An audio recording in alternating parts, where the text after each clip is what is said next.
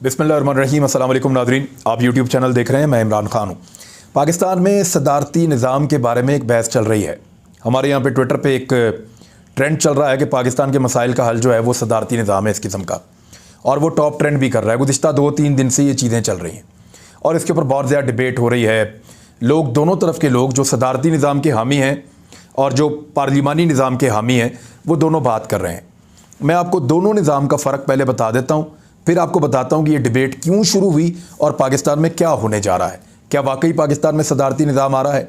ये बात बहुत पहले से हो रही है और अब क्या ये बात सच होने वाली है, इस पर मैं आपको अपनी राय देता हूँ। लेकिन सबसे पहले तो आप देखें सदारती निज़ाम क्या है। सदारती निज़ाम ये है कि लोग एक सदर को मुंतखब करेंगे, यानी ये इस तरीके से है। और इसमें ये नहीं है कि ये खुद आके कोई बंदा सदर बन के बैठ जाएगा या कोई आर्मी चीफ मार्शल लॉ लगाएगा और आके सदर बन के बैठ जाएगा। नहीं, ऐसा नहीं होगा। लोग इलेक्शन में वोट डालेंगे, लेकिन वोट डालेंगे चंद शख्सियात को। वो 2 हो सकती हैं, 3 हो सकती हैं, 4 हो सकती हैं। बहुत ज़्यादा शख्सियात बैठ जाएंगी एक दूसरे के हक़ के अंदर। मिसाल के तौर पे अगर नवाज शरीफ साहब सदर का इलेक्शन लड़ रहे हैं इमरान खान के ख़िलाफ़, तो बहुत मुमकिन है कि फजलुर रहमान साहब बैठ जाएं नवाज शरीफ साहब के हक़ में, क्योंकि उनको पता है कि वो तो कभी भी सदर नहीं बन सकते, इतने वोट उनको पूरे पाकिस्तान में तो पड़ने नहीं। तो फिर वो नवाज शरीफ के हक़ में बैठ के अपने वोट नवाज शरीफ को पढ़वाएंगे। इसी तरह और नवाज शरीफ साहब के इत्तेहादी भी होंगे। MQM को पता है वो अपना सदर नहीं ला सकते, वो भी किसी एक पार्टी के हक़ में बैठेंगे। तो अल्टीमेटली एंड में जाके 2 या 3 उम्मीदवार रह जाएंगे। और पाकिस्तान में जिन पॉलिटिकल पार्टीज़ के 2 या 3 उम्मीदवार हो सकते हैं, वो पीपल्स पार्टी है, मुस्लिम लीग नून है और पाकिस्तान तहरीक इंसाफ है। और किसी का सदारती उम्मीदवार मैं इस वक्त तो एक्सपेक्ट नहीं कर रहा कि वो आएगा और सदर के उम्मीदवार के तौर पे खड़ा हो जाएगा और आकर इलेक्शन लड़ेगा। तो ये जो 3 लोग होंगे मिसाल के तौर पे, या 4 या 6 लोग, इनको वोट डालेंगे डायरेक्टली पूरे पाकिस्तान में। उनके पास अपने ये उम्मीदवार होंगे, वो अपने अपने उम्मीदवार को वोट डालेंगे पूरे पाकिस्तान के अंदर। जिसको ज़्यादा वोट पड़ेंगे, इसके मुख्तलिफ तरीक़ेकार होते हैं। नंबर 1, जिसको ज़्यादा वोट पड़ जाएं, या जो इलेक्टोरल कॉलेज के अंदर ज़्यादा सीटें जीत जाए, या जिसके ज़्यादा लोग जीत जाएं, या जो ज़्यादा रियासतों में कामयाब हो जाए। इसके अलग अलग तरीक़ेकार होते हैं। पाकिस्तान में कोई भी एक तरीक़ेकार बनाया जा सकता है। लेकिन होगा क्या कि जो ज़्यादा वोट हासिल कर लेगा, जिसके पास अक्सरियत का फैसला आ जाएगा, अवाम की ज़्यादा तादाद जिसके साथ खड़ी हो जाएगी, वो ऑटोमेटिकली सदर पाकिस्तान बन जाएगा। अब जब ये सदर पाकिस्तान बन जाएगा तो नीचे इसके ना कोई MNAs हैं, ना कोई MPAs हैं, ना कोई और है, ना इसके नीचे कोई इसको मिनिस्टर बनाने पड़ेंगे, ना ये पॉलिटिकल पार्टीज़ के हाथों मजबूर होगा। अब इसके पास इख्तियार होगा कि ये अपनी टीम खुद बनाए, बेहतरीन आदमियों को चुन के अपनी टीम बना लेगा। अब जो सदर है इसके पास मुकम्मल इख्तियार है, इसके हाथ बंधे हुए नहीं हैं, इसके हाथ खुले हुए हैं। ये जिसको मर्जी ओहदा दे, जिसको मर्जी वज़ीर दाखिला बनाए, वज़ीर खारजा बनाए, ब्यूरोक्रेसी से बंदा उठाना है वहाँ से उठाए, एस्टेब्लिशमेंट से बंदा उठाना है वहाँ से उठाए, सियासतदानों में से बंदा उठाना है वहाँ से उठाए, कोई प्रोफेसर पसंद है वहाँ से उठाए, कोई ओवरसीज़ लेकर आना है वहाँ से उठाए, कोई नौजवानों में कोई बहुत ज़बरदस्त आदमी इसको पसंद है वहाँ से उठाए। ये अपनी एक टीम बनाएगा और उस टीम के ज़रिए से टन्योर जो इसको मिलेगा 3 साल, 4 साल, 5 साल, जितना भी, ये उस टन्योर के लिए अपने मुल्क में डिलीवर करने की कोशिश करेगा अपने मंशूर के मुताबिक। तो ये एक ज़्यादा आज़ाद आदमी होगा, इसके हाथ पांव खुले होंगे। ये निज़ाम जो सदारती है, ये ड्राइव किया गया है इस्लामी निज़ाम में से। यानी इस्लाम का भी ऐसे ही निज़ाम है ना कि एक शख्स को चुन लिया जाता है, वो खलीफा वक्त बन जाता है या अमीरुल मोमिनीन बन जाता है। उसके बाद ये इख्तियार होता है कि वो अपनी एक काबीना बनाता है, अपने आसपास उन लोगों को इकट्ठा करता है जिनकी मदद से उसने पूरा निज़ाम चलाना होता है। हाँ, लेकिन इम्पीचमेंट का एक जो है वो इसके अंदर सिस्टम रखा जाता है। यानी अगर इस शख्स ने कोई काम गलत किया है तो बाकायदा मेंबर्स मौजूद होते हैं, बाकायदा एक निज़ाम होता है। हर सदारती निज़ाम में अलग अलग तरह से ये निज़ाम मौजूद होता है जहाँ पे इम्पीच किया जाता है। यानी इस आदमी ने अगर कुछ गलत किया तो इसको निकाल के बाहर भी किया जा सकता है। फिर अदालतों के भी अपने इख्तियारात होते हैं। तो सदारती निज़ाम जो है वो इस्लामी निज़ाम के करीब तर है, इसलिए कि यहाँ पे एक आदमी पहले मुंतखब होता है। अब इस्लाम में मुंतखब करने का तरीक़ाकार कुछ और है, लेकिन यहाँ सदारती निज़ाम जो है वो डेमोक्रेसी में, उसमें तरीक़ाकार कुछ और है। वहाँ पे लोग फैसला करते हैं कि किसको लाकर सदर बनाना है, जो पॉपुलर होता है वो बन जाता है। तो फिर यहाँ पे एक आदमी आएगा, उसके हाथ खुले होंगे, मुकम्मल इख्तियारात उसके पास होंगे, वो अपनी टीम का इंतखाब करेगा और वक्त आने पे अगर वो कुछ गलत करता है उसको इम्पीच किया जा सकता है। अदालत का एक अलग निज़ाम होता है और छोटे छोटे सूबे जो हैं वो इंतज़ामी बनाए जाएँ ताकि ज़्यादा बेहतर अंदाज में ये आदमी डिलीवर कर सके। और जो छोटे छोटे सूबे हैं वहाँ पे अलग अलग किस्म का बल्दियाती निज़ाम भी हो, यानी हर इलाके के लिहाज से बल्दियाती निज़ाम उनको दिया जाए ताकि उनके मामला तेज़ी से हल हो जाएं। अब अंग्रेज़ों की विरासत है जो हमारे पास पार्लिमानी निज़ाम है, लेकिन पहले आप एक और चीज़ पे गौर करें। दुनिया के जितने ताकतवर मुल्क हैं या बड़े मुल्क हैं वहाँ पे सदारती निज़ाम चलता है। अमेरिका सुपर पावर है, सदारती निज़ाम। चाइना आने वाले वक्त में सुपर पावर है, सदारती निज़ाम। रशिया वो बड़े लंबे अरसे क्लेम करता रहा कि वो सुपर पावर है, बहुत ताकतवर मुल्क है, सदारती निज़ाम। ईरान सदारती निज़ाम। अफगानिस्तान वहाँ पे भी सदारती निज़ाम था। इसके बाद तुर्की, रजब तैयब एर्दोगान बेशुमार मसाइल में फंस गया इक़्तिदार में आने के बाद, पार्लिमानी सिस्टम उनको डिलीवर नहीं करने दे रहा था, तो तंग आके वहाँ पे भी वो ले आए सदारती निज़ाम। इराक और लीबिया के ऊपर अमेरिका ने अटैक क्यों किया? अगर वहाँ पे पार्लिमानी सिस्टम होता तो अमेरिका बड़े आराम से MNAs MPs को ख़रीद के तो इनके हुक्मरानों के नाक में दम कर सकता था, लेकिन क्योंकि वहाँ पे सदारती निज़ाम था लिहाजा वो कुछ कर नहीं सकता था, उसको अल्टीमेटली अटैक करना पड़ा है। तो दुनिया के जो तगड़े और बड़े मुल्क हैं वहाँ पे सदारती निज़ाम राइज है। मैं आपको एक नक्शा दिखाता हूँ, पहले आप ये देख लें, फिर आपको बताते हैं पार्लिमानी सिस्टम जो पाकिस्तान में है ये क्या चीज़ है और सदारती निज़ाम से कैसे मुख्तलिफ है। सबसे पहले तो आप ये देखें कि यहाँ पे इस नक्शे के अंदर आपको सबसे ज़्यादा जो रंग नज़र आ रहा है वो नीला और पीला रंग है। नीला रंग उन मुल्कों का है जहाँ पे फुल प्रेसिडेंशियल रिपब्लिक्स हैं, जहाँ पूरा प्रेसिडेंशियल सिस्टम मौजूद है, यानी इसके अंदर अमेरिका है, लैटिन अमेरिका के जितने मुल्क हैं वो इसके अंदर शामिल हैं, इसके अंदर और बहुत सारे मुल्क हैं, यानी यहाँ पे ईरान भी है, यहाँ पे सेंट्रल एशिया के मुल्क हैं, यहाँ पे अफ्रीकन मुल्क हैं, वो भी इसके अंदर शामिल हैं। तो दुनिया का एक बड़ा हिस्सा नीले मुल्कों में है जो सदारती निज़ाम है। फिर सेमी प्रेसिडेंशियल सिस्टम है, दूसरा पीला रंग है, वो आप देख लें, रशिया भी है, बहुत सारे और मुल्क भी हैं, इसमें यूरोपियन ममालिक भी हैं, इसमें अफ्रीकन ममालिक भी हैं, बहुत सारे मुल्कों में पीला है। पीला और नीला रंग गालिब है इस दुनिया के ऊपर।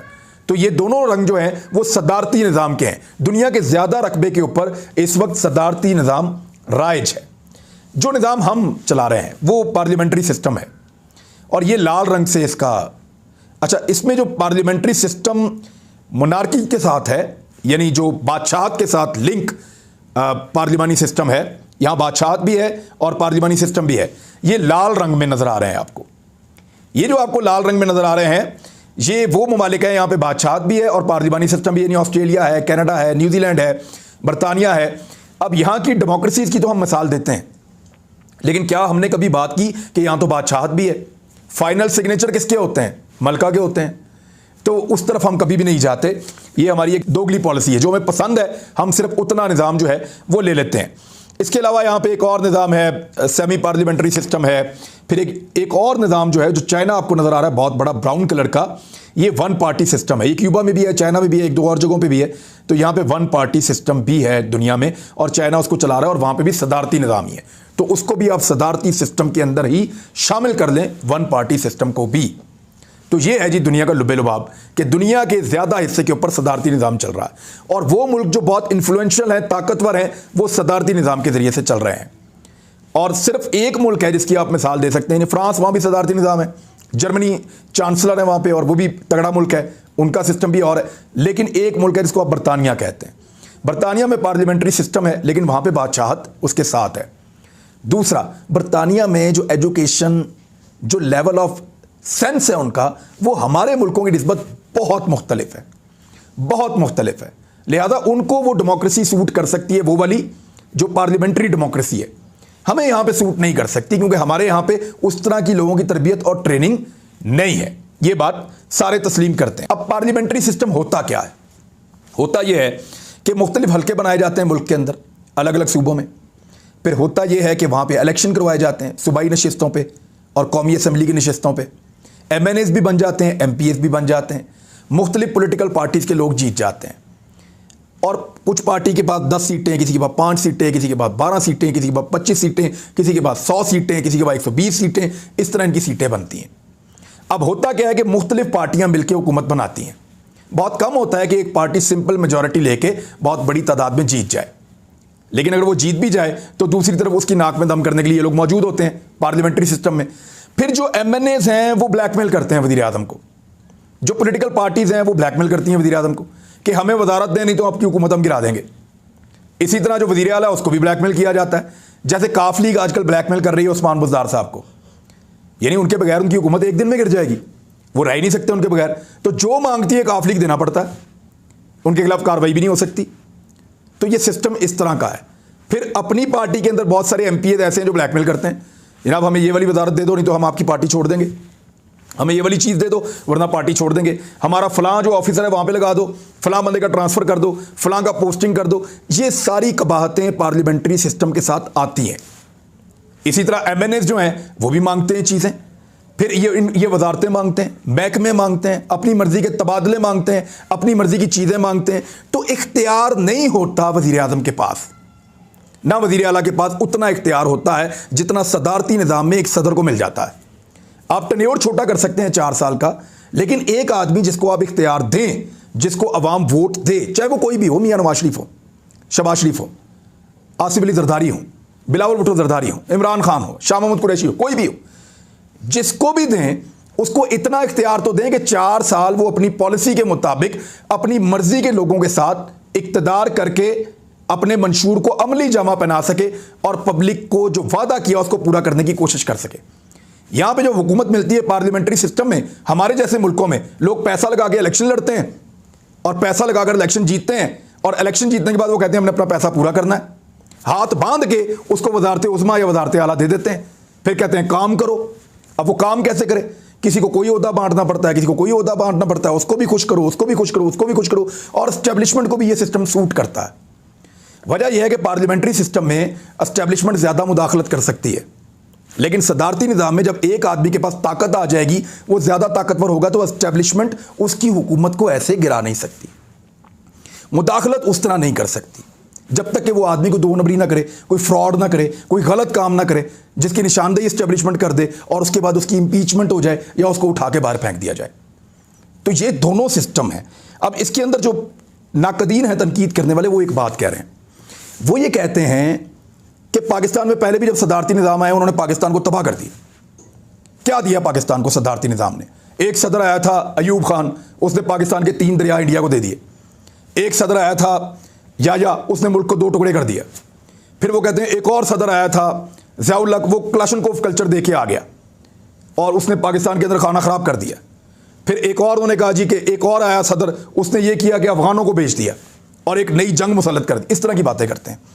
लेकिन ये तमाम सदूर जो थे, इनमें से 2 तो ऐसे थे जिन्होंने पार्लियामेंट का सहारा लिया था और 2 ऐसे थे जो सदारती निज़ाम बनाकर आए थे। लेकिन ये मार्शल लॉ थे, याद रखिएगा, ये फौजी डिक्टेटर थे। ये पब्लिक के वोटों के साथ नहीं आए थे। ना अयूब खान पब्लिक के वोटों से आए, ना ज़ियाउल हक पब्लिक के वोटों से आए, ना याया खान पब्लिक के वोटों से आए, ना परवेज़ मुशर्रफ पब्लिक के वोटों से आए। क्योंकि ये चारों पब्लिक के वोटों से नहीं आए थे, लिहाजा इनका दौर मार्शल लॉ माना जाएगा, सदारती निज़ाम नहीं माना जाएगा। डेमोक्रेटिक या जमहूरी सदारती निज़ाम, ये ज़्यादा पाकिस्तान के लिए मेरे ख्याल में बेनिफिशरी होगा। मुझे ऐसा लगता है कि पाकिस्तान के लिए ये फ़ायदामंद चीज़ है। तो ये इस सवाल का जवाब ये है कि जिन सदूर का आप जिक्र कर रहे हैं वो सदूर नहीं थे, वो जमहूरी सदर पाकिस्तान के नहीं थे, चारों नहीं थे। वो चारों डिक्टेटर थे, वो फौजी यूनिफॉर्म में थे, वो यूनिफॉर्म के अंदर अपनी फ़ौज की ताकत को इस्तेमाल करते हुए डिक्टेटर्स बने थे पाकिस्तान के ऊपर, और फिर उन्होंने डिक्टेटरशिप की थी, आमरीयत थी वो। जब कोई डेमोक्रेसी के ज़रिए से, जमहूरियत के ज़रिए से, वोट की ताकत के ज़रिए से कोई आदमी सदर पाकिस्तान बनेगा, तो फिर उसके ऊपर यह बोझ होगा कि 4 साल के बाद मैंने दोबारा उसी अवाम के सामने जाना है, मेरी पार्टी ने भी जाना है, मेरे लोगों ने भी जाना है। अगर मैंने काम ना किया तो ये लोग मुझे रिजेक्ट करेंगे और दूसरे को बना देंगे, जैसे डोनाल्ड ट्रंप के साथ हुआ। हमेशा अमेरिका का सदर 2 दफ़ा इलेक्शन जीतता है लगातार, ये बड़े लंबे अरसे से हो रहा है, 4-5 सदूर तो मैंने खुद देखे हैं। डोनाल्ड ट्रंप वाहिद आदमी है जो इलेक्शन 1 दफ़ा जीता और दूसरी दफ़ा लोगों ने उठा के बाहर फेंक दिया, वो हार गया। जो बाइडन आ गए, बराक ओबामा 2 दफ़ा जीता था, क्लिंटन 2 दफ़ा जीता था, बुश 2 दफ़ा जीता था, उससे पहले वाला बुश वो भी 2 दफ़ा जीता था, लेकिन ये मामला हुआ डोनाल्ड ट्रंप के साथ। तो यहाँ जो डेमोक्रेसी है, जमहूरियत है, इसमें वोट के साथ आदमी आता है। तो उसको इस बात का डर होता है, वो डिक्टेटर थोड़ी है, उसने यूनिफॉर्म थोड़ी। अगर नवाज शरीफ साहब को पाकिस्तान की अवाम बना देती है सदर पाकिस्तान और मुकम्मल इख्तियार उनको मिल जाता है, तो एक तो वो ब्लैकमेल नहीं होंगे, दूसरा वो अपनी मर्जी से बंदे लेंगे और उनसे काम करवाएंगे। इमरान खान को बना देती है, वो ब्लैकमेल नहीं होंगे, अपनी मर्जी से बंदे लेंगे। वो ये नहीं कह सकेंगे मेरे हाथ बंधे हुए थे 4 साल के लिए या 5 साल के लिए, मेरे हाथ बंधे हुए थे, मैं कुछ कर ही नहीं सकता था। ये उनके पास बहाना नहीं होगा। फिर उनको डिलीवर करना पड़ेगा, उनको काम करना पड़ेगा, अपनी पॉलिसी को इंप्लीमेंट करके दिखाना पड़ेगा, क्योंकि वापस उन्होंने पब्लिक के पास जाना है, उनके पास यूनिफॉर्म नहीं है। तो ये इस फर्क को समझिए। और ये इसकी मुखालफत पता कौन लोग कर रहे हैं? वो लोग कर रहे हैं जो सियासी बोने हैं, जो जुगाड़ड़ी हैं, जिनका जुगाड़ लगा हुआ है। कभी कश्मीर कमेटी मिल जाती है, कभी कोई एक आधी वजारत मिल जाती है, कभी सेहत की वजारत मिल जाती है, कभी कोई और कमेटी की सदारत मिल जाती है, कभी कोई छोटा मोटा ओहदा मिल जाता है, कभी ट्रांसफर पोस्टिंग अपनी मर्जी से हो रही होती है। तो ये अपने छोटे छोटे छोटे छोटे फ़ायदों के लिए, अपने ज़ाती मफादात के लिए पाकिस्तान को उस निज़ाम की तरफ नहीं जाने दे रहे जो पाकिस्तान को बेहतरी की तरफ जा सकता है। याद रखिएगा, पाकिस्तान में चेहरे बदलने से कुछ नहीं होगा, आपको निज़ाम बदलना पड़ेगा। अपनी राय दीजिए, आप सदारती निज़ाम के हक़ में हैं या पार्लिमानी निज़ाम के हक़ में हैं। लिखिए, मैं आपकी राय का एहतराम करूंगा और इंशाल्लाह दोबारा वीलॉग करूंगा। अब तक के लिए इतने, अपना ख्याल रखिएगा, अपने इस चैनल का भी। अल्लाह हाफ़िज़।